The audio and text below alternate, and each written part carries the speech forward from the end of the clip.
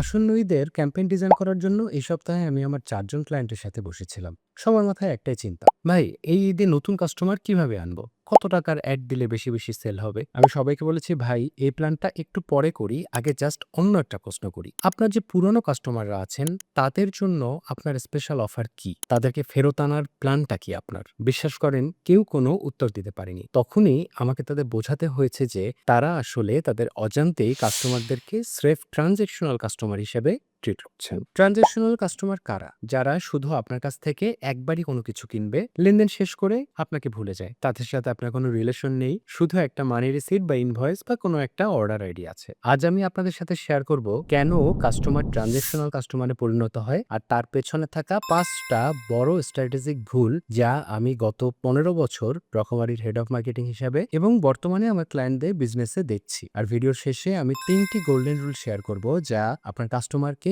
এই ট্রানজ্যাকশনাল গণ্ডি থেকে বের করে লয়াল কাস্টমারে রূপান্তর করতে আপনাকে সাহায্য করবে। তাই ভিডিওটি অবশ্যই শেষ পর্যন্ত দেখুন। আমরা প্রথমে যে ভুলটা করি সেটা হচ্ছে আমরা কাস্টমারের সাথে কোনো ইমোশনাল কানেকশন এস্টাবলিশ করতে পারি না। গ্লোবাল সাইকোলজিতে একটা টার্ম আছে, পিক এন্ড রুল। মানুষ পুরো শপিং জার্নি মনে রাখে না, তারা মনে রাখে সবথেকে যেটা উত্তেজনার মুহূর্ত ঠিক সেটি। অধিকাংশ এসএমএর ক্ষেত্রে কাস্টমার প্রোডাক্ট হাতে পাওয়ার পর ব্রেইনে কোনো পজিটিভ ডোপামিন ক্রিয়েট হয় না বা কোনো ডোপামিনের নিঃসরণ হয় না। পার্সেল খোলা বা আনবক্সিং এর সময় ওই যে 30 সেকেন্ড, এটাই কিন্তু ঠিক করে দেয় যে সে দ্বিতীয়বার আসলে অর্ডার করবে কি করবে না। ওই মুহূর্তে আপনি যদি তাকে স্পেশাল ফিল না করান, তবে আপনি স্রেফ একজন সেলার, আপনি কিন্তু কোনো ব্র্যান্ডে পরিণত হতে পারছেন না। আমাদের দ্বিতীয় ভুল হচ্ছে সেল হয়ে যাওয়ার পর আমরা কাস্টমারকে একদমই ভুলে যাই। রকফেলার কর্পোরেশনের একটি স্টাডি বলছে 68% কাস্টমার কোনো ব্র্যান্ড ছেড়ে চলে যায় কারণ তারা মনে করে সেই ব্র্যান্ড তাদের প্রতি উদাসীন। রকমারিতে প্রথম দিকে কিন্তু আমরা এই ভুলটা করতাম। আমরা ভাবতাম কাস্টমার তো বই পেয়েছেই, আর কি দরকার। কিন্তু না, প্রোডাক্ট পৌঁছানোর পর জাস্ট ছোট একটা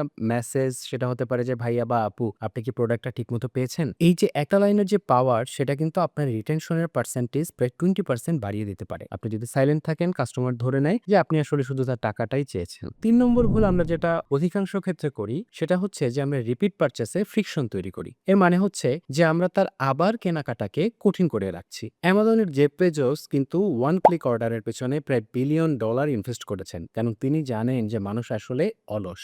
আমাদের দেশেও অনেক সময় দেখা যায় একজন পুরনো কাস্টমার আবার কিনতে চাইলে তাকে আবার সেই একদম প্রথম দিনের মতো তার নাম, ঠিকানা, ফোন নাম্বার, তার সবকিছু আবার নতুন করে দিতে হয়। এই যে একটা বাধা তৈরি হলো, এটা কিন্তু আপনার কাস্টমারকে আপনার থেকে দূরে সরিয়ে দেয়। হার্ভার্ড বিজনেস রিভিউ বলছে কেনাকাটার প্রসেসে যত বেশি ক্লিক বা বাধা থাকবে, আপনার রিটেনশন রেট তত দ্রুত কমবে। আমাদের চতুর্থ এবং খুব সিগনিফিক্যান্ট একটা ভুল হচ্ছে যে আমরা আমাদের নিজেদের ভুল স্বীকার করতে চাই না। আমরা অনেক সময় কাস্টমার কমপ্লেন করলে সেটাকে একটা ঝামেলা মনে করি, কিন্তু মার্কেটিং এ একটা চমৎকার থিওরি আছে যেটাকে বলে সার্ভিস রিকভারি প্যারাডক্স। এর মানে হলো যদি কোনো কাস্টমার খারাপ অভিজ্ঞতা পায় এবং আপনি যদি সেটা প্রোঅ্যাক্টিভলি সলভ করে দেন, মানে উনি কিছু বলার আগে আপনি নিজে থেকেই সলভ করে দেন, তবে সেই কাস্টমার একজন সাধারণ কাস্টমারের থেকে অনেক বেশি লয়াল হয়ে যায়। আমি রকমারি এবং বিভিন্ন জায়গাতেও দেখেছি যে ভুল প্রোডাক্ট পাঠানোর পরে আমরা কিন্তু সেটাকে ফ্রিতে দেবার জন্য খুবই অ্যাক্টিভ থাকি এবং আমরা ফ্রিতে বদলে দেই। কখনো কখনো সাথে হয়তো ছোট একটা গিফট পাঠাচ্ছি। দেখা যেত যে ওই কাস্টমারটাই যে প্রথমে খুব অসন্তুষ্ট হচ্ছে, সে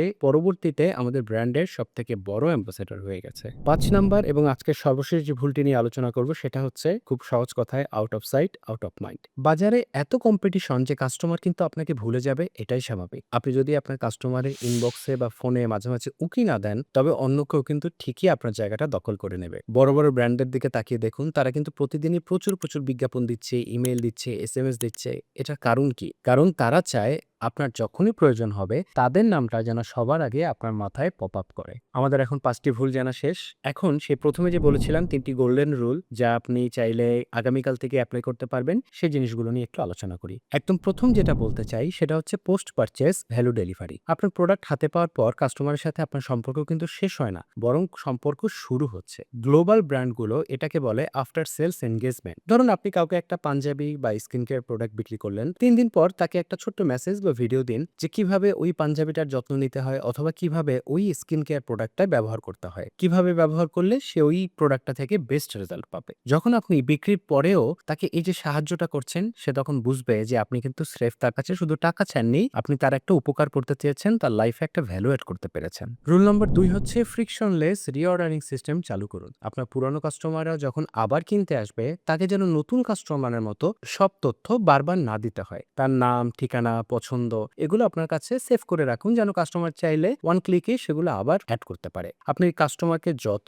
কম কষ্ট করাবেন তার ফিরে আসার সম্ভাবনা কিন্তু তত বাড়বে। সহজ কথায় আপনার তাকে ফিল করাতে হবে যে আপনি আসলে তাকে চেনেন, সে আপনার খুব পরিচিত, খুব আপনজন। ৩ নম্বর রুলটা হচ্ছে তার লয়াল্টির স্বীকৃতি দিন। মানুষ কিন্তু আসলে শুধু ডিসকাউন্ট চায় না, মানুষ একটা বিশেষ সম্মান চায়। আপনার যে কাস্টমার আপনার কাছ থেকে ৩ বার কিনেছে তাকে সুপার কাস্টমার বা প্রিমিয়াম মেম্বার কোনো না কোনো একটা দিন। সোজা কথা কোনো না কোনোভাবে একটা লয়াল্টি প্রোগ্রাম চালু করুন। তাকে আপনার যখন কোনো নতুন কালেকশন আসবে সেটাতে আপনি তাকে আর্লি অ্যাক্সেস দিন। তাকে সাধারণ কাস্টমারের থেকে তাকে একটু আগে কোনো একটা অফার দিন। তখন কি হবে? সে আপনার ব্র্যান্ডের সাথে ইমোশনালি কানেক্টেড ফিল করবে। এটাকে বলে একটা এক্সক্লুসিভিটি সাইকোলজি, যা কিন্তু একজন কাস্টমারকে আজীবন যতদিন আপনার ব্র্যান্ড থাকছে, যতদিন তিনি বেঁচে থাকছেন, আপনার প্রতি কিন্তু তাকে লয়াল করে ফেলেন। সবশেষে বলব, মার্কেটিং মানে কিন্তু শুধু নতুন কাস্টমার জোগাড় করা না। মার্কেটিং মানে হলো একটা রিলেশনশিপ নার্চার করা। নতুন কাস্টমার আপনার বিজনেসের ক্যাশ ফ্লো বাড়াতে পারে, কিন্তু পুরনো কাস্টমাররা আপনার বিজনেসকে সাস্টেনেবল করে, আপনার ব্র্যান্ডকে বড় ব্র্যান্ড করে। আপনি আপনার আপকামিং ঈদ ক্যাম্পেইনে কি শুধু নতুন কাস্টমার খুঁজছেন? আপনার পুরাতন কাস্টমারের ডাটাবেস কি চেক করেছেন এর মধ্যে? যদি না করে থাকেন কমেন্টে তাহলে আপনি জানান। আপনার ইন্ডাস্ট্রি নিয়ে জানান, আপনার যে কোনো সমস্যা নিয়ে জানান। আমি চেষ্টা করব